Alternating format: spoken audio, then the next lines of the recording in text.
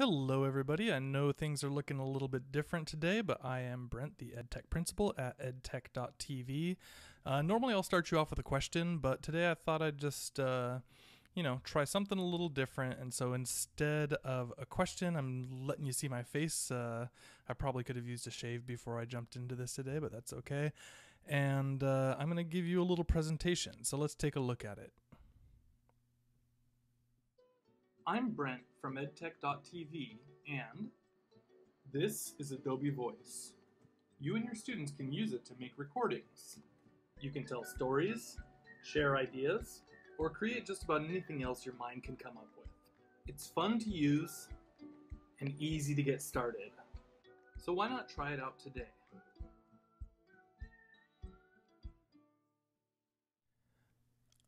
Okay, so that was a simple little animation, but it's really clean and it's really good looking. And here's the real amazing part.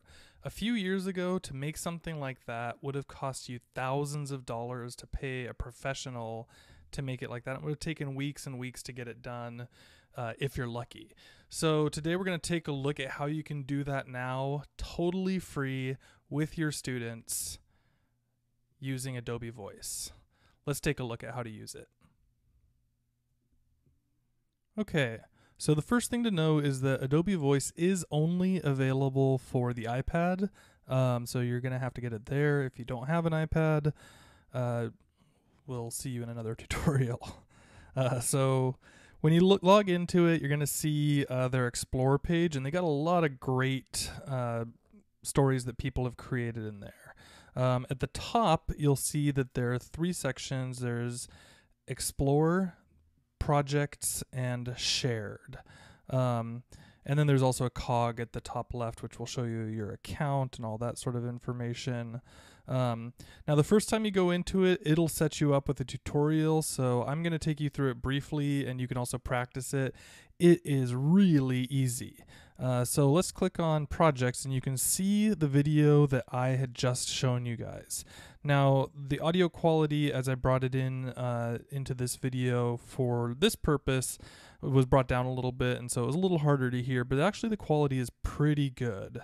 So what we're going to do is we're going to create a new story.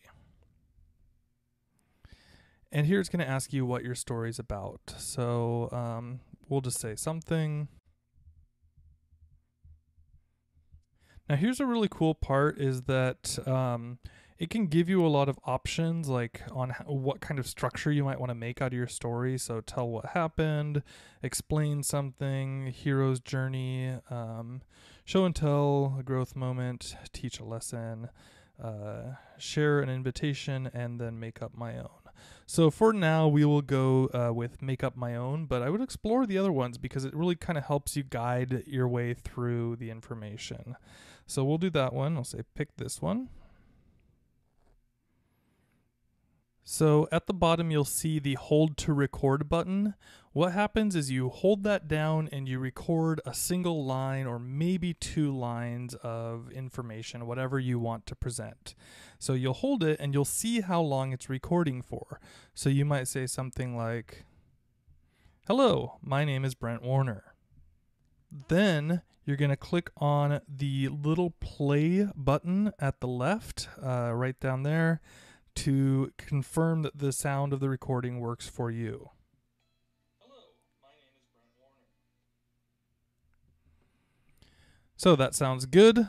Now I want to add an image of some sort to it. So in the center panel, I'm going to click on the plus button, and it'll give me the choice of an icon, a photo, or text. Now in this case, because the information that I'm giving is just my name, I might choose the text. Now I'm ready to go on to my next frame. So at the bottom right, I'm going to click on the plus button, and I'm going to start the process all over again. So I might say, I'm the EdTech principal from EdTech.tv. Again, I might check it. I'm the EdTech principal from EdTech.tv. Now I'm going to choose if I want to include a photo or an icon. So in this case, maybe I'll choose a photo. and I'll choose one from my iPad. And maybe I'll choose the EdTech logo like I did before. And that's it. One more time, I might go through, hit the plus button on the bottom right, record another bit of information. I hope you all enjoy watching my tutorials. And maybe this time I'll add an icon and I'll say video. So what'll happen is it'll search through their large library of icons, which is pretty great. So you can say, I'm going to go for this one. And I'll add one more. So I hope you'll stay with me all the way through. And maybe this time I want to choose a different picture from their resource library. So this time I'm going to go to Photo, and I'm going to click on the little back button, and instead I might choose to find a photo. So now I can search for a photo, and I might say something like classroom and search. And it's giving me this big selection of classroom photos, right? And I kind of like that first one where the girl was jumping. So maybe I'll choose that one. So now I'm ready to go. Okay, so let's say I wanted to end my little presentation right here, but I'm not quite happy with the colors. I don't want this gray color, so I might choose a different theme. Maybe I like this watercolor theme. But I might have to kind of change this picture because the girl's not in there. So I'm not going to like that one. Before I chose Signal, that was the one that you guys saw. Maybe I'll do Chalk. So this one kind of looks like a chalkboard, which is good, you know, for the teaching thing. So maybe that's the one I'll choose. I can also choose to change the music if I click on music at the top, and then I've got all these different themes, and these are really wonderful. You should definitely look through them. So maybe I want afternoon porch, kind of a relaxed musical theme. That's great. That's the one that I'm going to use. If I wanted to go to the layout section, I could choose different types of layouts that I might want, maybe an item plus caption or whatever one you want from up there. That's great. At the bottom, you can see if I choose on the different slides, maybe I decide that I don't want this slide anymore, and I can hit the little up arrow, and I have the option of deleting the page or duplicating it. Either one, whatever helps for my presentation, I might want to use that, and so I can choose either one. Now, if I want to see the whole presentation from beginning to end, I can click on the play button here on the left. Hello, my name is Brent Warner. I'm the EdTech principal from EdTech.tv. I hope you all enjoy watching my tutorials. So I hope you'll stay with me all the way through.